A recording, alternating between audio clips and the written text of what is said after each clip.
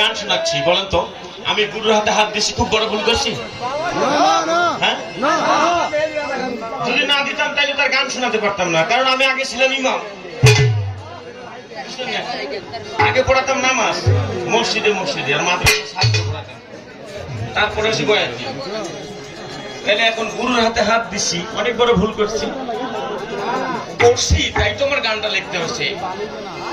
জগতে মন বোঝার চেয়ে ভুল বোঝার মানুষ বেশি।